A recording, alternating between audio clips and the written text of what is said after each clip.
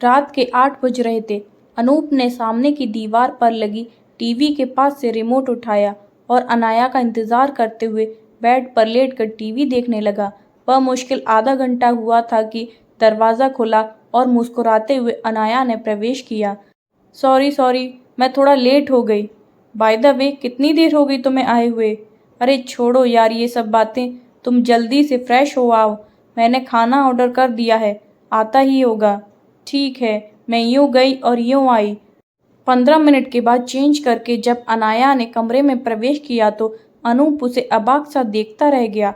कमर तक लहराते खुले केश, दूधिया सफ़ेद रंग और उस पर पिंक कलर की जीनी नाइटी पहने अनाया को सामने इस रूप में देखकर अनूप अपने अंदर उठते प्यार और रोमांस के ज्वार भाटे को रोक नहीं पाया और झट से एक प्यार भरा चुम्बन अनाया के गाल पर जड़ दिया। अरे अरे, ये क्या कर रहे हो? जरा धीर धरो श्रीमान जी, पहले हम पेट पूजा कर लें। कहते हुए अनाया ने अनूप को प्यार से अपने से अलग कर दिया। तभी घंटी बजी। अनूप ने दरवाज़ा खोलकर खाना लिया और टेबल पर लाकर रख दिया। अच्छा है, हर माह हमारी कंपनी इसी प्रकार दूसरे शहरों में मीटिंग अरेंज करती रहे और हम यूं ही मस्ती करते रहें। बस प्रॉब्लम यह है कि हम दोनों की विंग अलग अलग होने से आने की टाइमिंग अलग अलग हो जाती है। अनूप ने खाना खाते हुए कहा। और करेंगे भी क्या, या इसके अलावा हम कर भी क्या सकते हैं? अनाया ने कुछ उदास स्वर में कहा। अरे यार, अब तुम वही पुराना रोना मत शुरू कर देना, वरना इतना अच्छा मूड बर्बाद हो जाएगा। अभी बस आज के इन पलों को एंजॉय करते हैं, बाकी सब बाद में। अनूप ने कहा तो अनाया चुपचाप खाना खाने लगी। इसके बाद तो भोपाल में टाटा ग्रुप के 5 स्टार होटल ताज का कमरा नंबर 103 की बड़ी बड़ी कांच की खिड़कियों में पड़े ग्रे कलर के पर्दे, दीवारों और छत की मध्यम सुनहरी एलईडी लाइट और कमरे की फिजा में गूंज रहे फिल्म एक दूजे के लिए के मधुर बोल, हम बने तुम बने एक दूजे के लिए के बीच अनूप और अनाया एक दूसरे की आंखों में आंखें डाल परस्पर आबद्ध एक दूसरे में खोए अधरों पर अधर रखे अपने प्रेम को सेलिब्रेट कर रहे थे। आज रविवार होने के कारण अवकाश था। ये प्रेमी युगल शायद दोपहर तक सोए रहते यदि अनूप का फ़ोन न बजता। अरे यार, ये कौन दुष्ट है जो हमें संडे को भी चैन से सोने नहीं देता? अंगड़ाई लेते हुए जैसे ही अनूप ने फ़ोन उठाया तो फ़ोन पर उसके पिता थे। स्क्रीन पर अपने पिता का नाम देखते ही अनूप एक झटके से बेड से उठकर सोफे पर इस तरह आकर बैठा मानो पापा सामने ही आ खड़े हों। हाँ बेटा, कैसे हो? कब लौट रहे हो? और मीटिंग कैसी रही? पापा जी सब बढ़िया है। मीटिंग के बाद 2 दिन वर्कशॉप है, इसलिए मैं 3 दिन बाद शनिवार को वापस दिल्ली लौटूंगा। ठीक है, मैं यह कह रहा था कि वे जो अपने फैमिली फ्रेंड वर्मा अंकल हैं ना, उनके एक मित्र वहीं भोपाल में ही रहते हैं। समय निकाल कर उनके यहाँ ज़रूर हो आना। ठीक है पापा, मैं कोशिश करूँगा। वैसे कोई काम है क्या उनसे? काम तो कुछ खास नहीं है। वे अपनी बेटी के लिए तुमसे मिलना चाह रहे थे। तुम देख लेना, यदि तुम्हें लड़की पसंद होगी तो बात आगे बढ़ाएंगे। पापा, आपसे मुझे कितनी बार कहना पड़ेगा कि मैं किसी भी लड़की को देखने नहीं जाऊंगा, कारण आपको पता है, किसी को भी देखकर बिना वजह इनकार करना मुझे पसंद नहीं है। मैं इस कारण से तो उनसे मिलने नहीं जा पाऊंगा, आपसे स्पष्ट कह देता हूँ। यह कहकर अनूप ने गुस्से से फ़ोन काट दिया और छत की फॉल सीलिंग को देखते हुए सोचने लगा, प्यार की भाषा क्यों नहीं समझते ये बड़े लोग? क्यों बार बार इस तरह की परिस्थिति बनाते हैं कि हमें उनकी बात न मानने के लिए मजबूर होना पड़े? लाख संतुलन रखने के बाद भी वह इस बात पर अपना आपा खो ही देता है। बगल में गहरी नींद में सोई अनाया को उसने उठाना उचित नहीं समझा और अपनी चाय लेकर बालकनी में आ बैठा। बादलों की ओट में से सूर्य आसमान में अपनी छटा बिखेरने को आतुर था। उसकी किरणें धीरे धीरे बादलों की ओट से प्रकाश बिखेर रही थीं। इधर अनूप के मन में तूफान उठा हुआ था। तभी उसे अपनी और अनाया की पहली मुलाकात याद आ गई। भोपाल के ओरिएंटल कॉलेज से ऑटोमोबाइल विधा से इंजीनियरिंग करने के बाद प्लेसमेंट के तहत मारुति के गुड़गांव स्थित शोरूम में बतौर इंजीनियर वह पहली बार ज्वाइन करने आया था। उस कंपनी में वह नया था, सो उस समय अनाया उसकी बहुत मदद करती थी। यद्यपि अनूप तकनीकी विंग में था और अनाया सेल्स में थी, पर उसका और अनाया का कैबिन पास पास था, सो धीरे धीरे दोस्ती हो गई थी। अक्सर वे दोनों लंच एक साथ करते थे। इस सब के बीच कब दोनों एक दूसरे को अपना दिल दे बैठे थे, उन्हें पता न चला। अब दोनों अक्सर ऑफिस टाइम के बाद साथ साथ वक्त बिताने लगे थे। उसे याद है, एक बार अनाया 4 दिनों तक ऑफिस नहीं आई थी और फ़ोन भी लगातार स्विच ऑफ जा रहा था। वे 4 दिन उसके लिए किसी वनवास से कम नहीं थे। 5वें दिन जब वह ऑफिस आई तो लंच टाइम में वह फट पड़ा था। क्या मैनर्स हैं कि ना ऑफिस आएंगे, ना इन्फॉर्म करेंगे और फ़ोन को भी स्विच ऑफ कर देंगे ताकि कोई चाह कर भी कांटेक्ट ना कर पाए।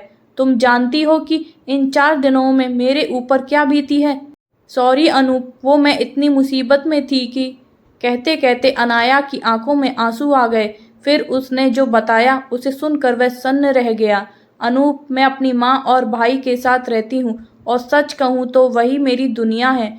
मेरी माँ स्पेशल चाइल्ड स्कूल में टीचर हैं जो सुबह जाकर शाम को लौटती हैं। स्पेशल चाइल्ड स्कूल मतलब?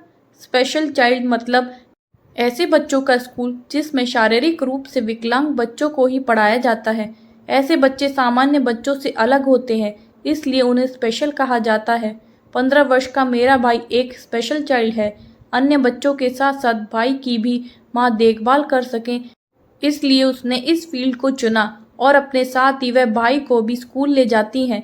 उस दिन भाई की तबीयत ठीक नहीं थी और माँ का जाना बेहद ज़रूरी था, तो माँ उसे अपने साथ नहीं ले गई थी। उसे खिला पिला और सुला कर स्कूल चली गई थी। शाम को जब माँ लौटी तो भाई बुखार से तप रहा था।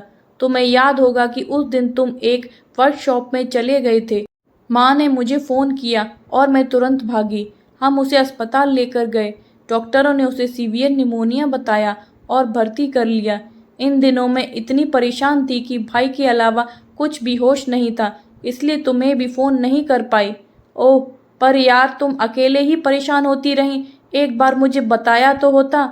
अनूप ने अनाया के हाथ को पकड़ते हुए कहा। उस दिन पहली बार उसने अनाया के हाथ को छुआ था और अनाया ने कोई प्रतिरोध नहीं किया था। बुरा ना मानो तो एक बात पूछूं? अनूप ने अनाया की तरफ देखते हुए कहा।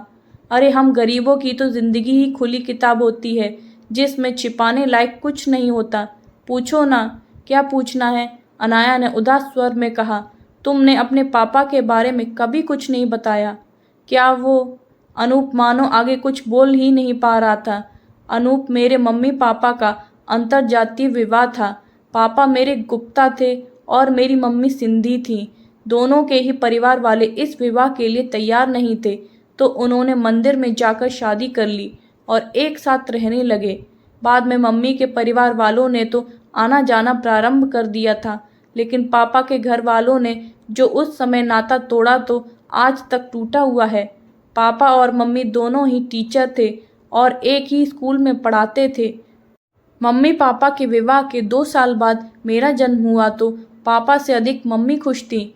जब माँ दूसरी बार गर्भवती थी तो एक दिन स्कूल से लौटते समय पापा की बाइक को किसी ट्रक वाले ने टक्कर मार दी थी और वे असमय काल के गाल में चले गए थे। माँ पर मानो दुखों का पहाड़ ही टूट पड़ा था।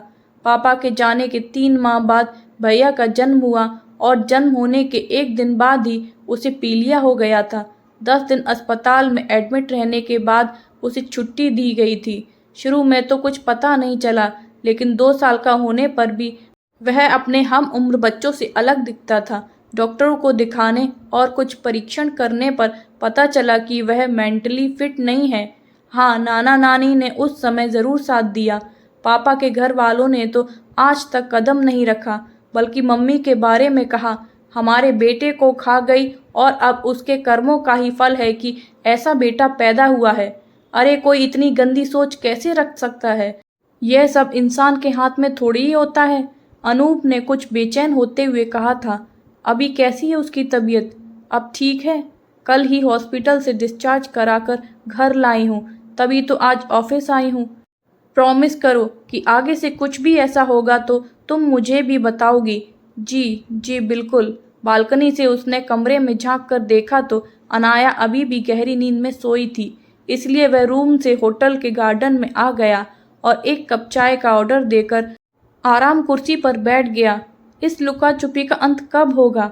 कब पापा हमारे प्यार को अपना आशीर्वाद देंगे? यह सोचते सोचते वह फिर से सोचने लगा। उस घटना के बाद तो उन दोनों का प्यार आसमान की ऊंचाई छूने लगा था। अक्सर अनाया अनूप के लिए अपने घर से खाना लेकर आती, उसके साथ ही खाती और ऑफिस के बाद भी कभी मॉल तो कभी कॉफ़ी शॉप में चले जाते। एक रविवार को अनूप अनाया को बिना बताए उसके घर जा पहुंचा। उसे देखकर अनाया चौंक गई। अरे आप, अचानक क्या हुआ?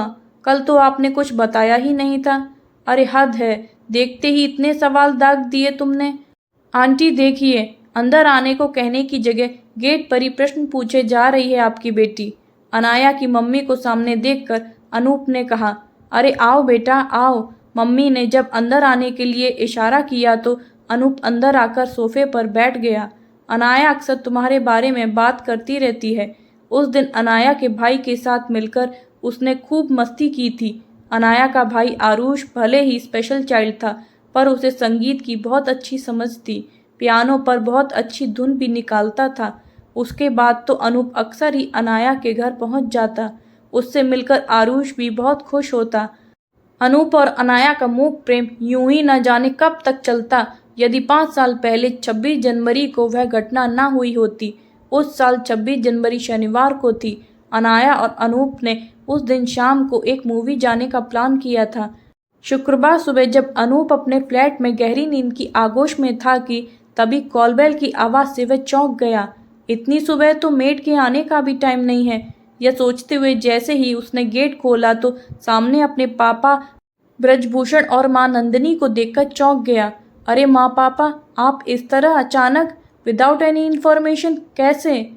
अरे तो क्या अपने बेटे के घर आने के लिए भी परमिशन लेनी पड़ेगी? आ गए, मन किया तो तुझसे मिलने का। तू बहुत समय से आया नहीं था और अभी 3 दिन की छुट्टी थी, सोचा सब साथ रहेंगे। नंदिनी ने प्यार से उससे कहा।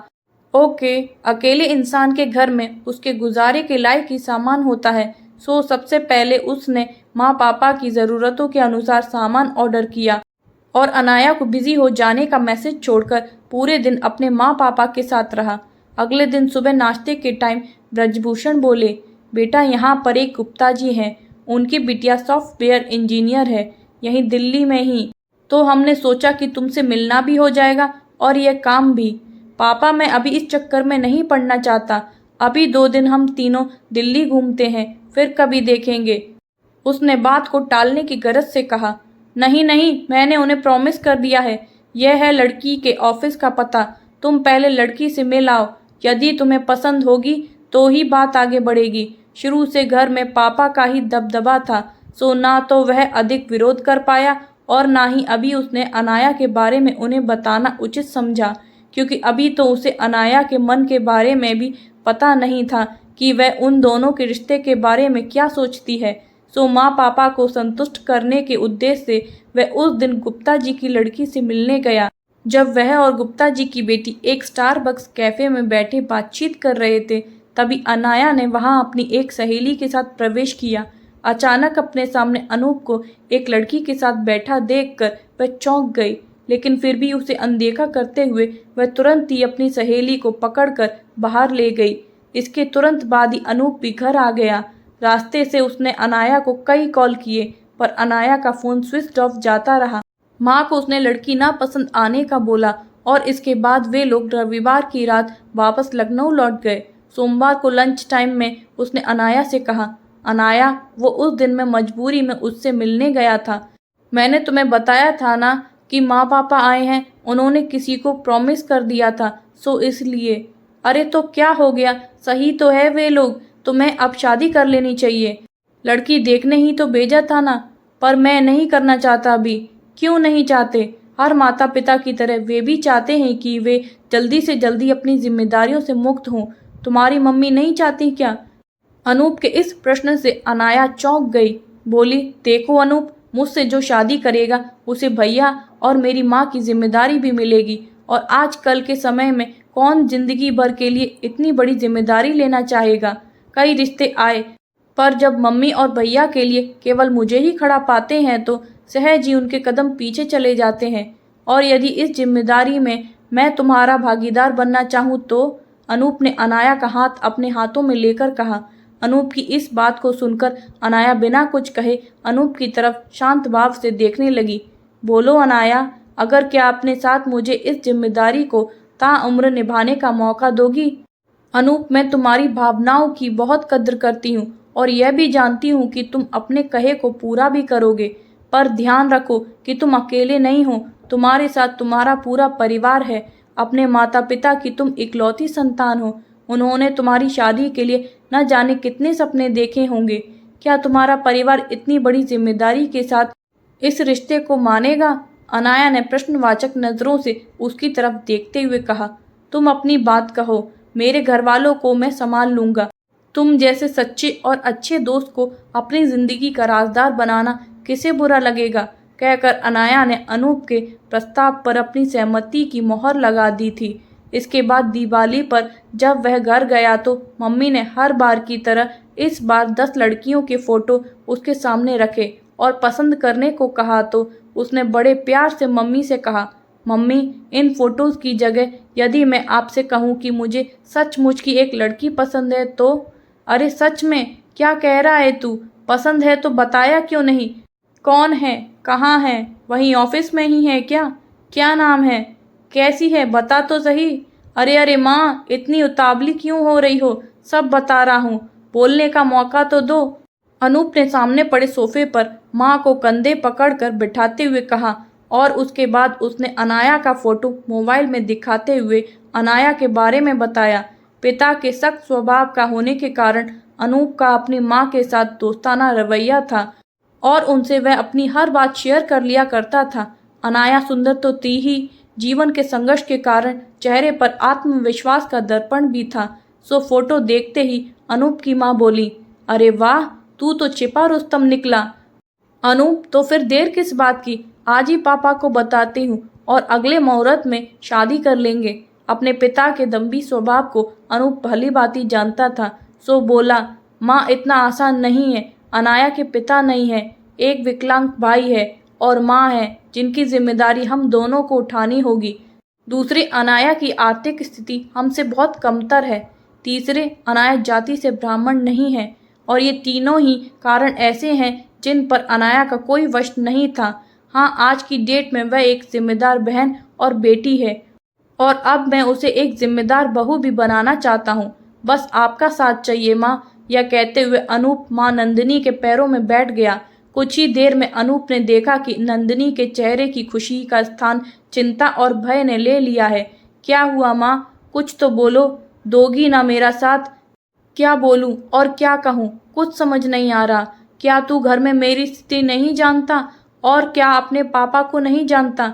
तुझे लगता है कि मैं उन्हें बताऊंगी और वो मान जाएंगे? समाज में अपनी प्रतिष्ठा को लेकर इतने सहज हैं, यह भी तू जानता है।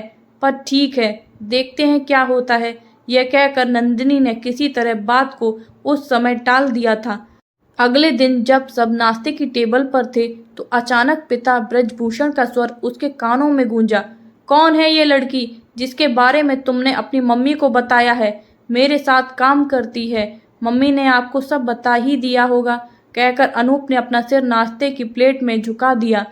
तो जो तुमने कहा है वह सब भूल जाओ। बेवकूफ़ हो तुम जो इस लड़की से शादी करना चाहते हो जिसके न आगे न पीछे, ऊपर से माँ भाई की जिम्मेदारी। सोचा है कभी अगर कल को माँ को कुछ हो गया तो सारी जिम्मेदारी तुम्हारे ऊपर आएगी? इस गैर जाति की लड़की से नैन मटक्का करते तुम्हें समाज में अपनी मान मर्यादा का जरा भी ध्यान नहीं आया? और ये गरीब घरों की लड़कियां, इनकी तो नज़र ही हमेशा वेल सेटल्ड लड़कों पर होती है। मैं इस तरह की किसी भी शादी को कभी भी तैयार नहीं हो सकता और अगर करनी है तो मेरी मौत के बाद ही यह संभव हो सकेगा। ब्रजभूषण ने अपने गरजते स्वर में कहा और नाश्ते की टेबल पर से बिना नाश्ता किए ही चले गए। अनूप ने भी किसी तरह थोड़ा बहुत नाश्ता अपने हलक से उतारा और 2 घंटे बाद की अपनी ट्रेन की तैयारी करने लगा। अगले दिन कैंटीन में खाना खाते समय अनूप को उदास और खोया खोया देखकर अनाया बोली, क्या हुआ? आज जनाब का मूड ठीक नहीं है? नहीं, कुछ नहीं, बस ऐसे ही। अनूप ने बात को टालने की गरज से कहा। किसी भी बात की तह तक जाना अनाया की खासियत थी। सो उसने आज अनूप को भी सच्चाई बताने के लिए मजबूर कर दिया। अनूप की बात सुनकर वह बोली, देखो अनूप, तुम्हारे पापा अपनी जगह बिल्कुल सही हैं। हम गरीब घरों की लड़कियों को हमेशा से मतलबी, लालची और अमीर लड़कों को फंसाने वाली ही माना जाता रहा है। फिर मेरे साथ तो सब कुछ माइनस है। तुम मुझे मेरे हाल पर छोड़ दो और अपने माता पिता की पसंद की लड़की से शादी करके एक खुशहाल जिंदगी जियो, कहकर अनाया अपना पर्स उठाकर चली गई। उस पूरे दिन अनूप का काम में मन नहीं लगा। वह जल्दी ही अपने फ्लैट पर आ गया और अपनी माँ को फ़ोन लगा दिया। माँ देखिए, मैं भी पापा का ही बेटा हूँ।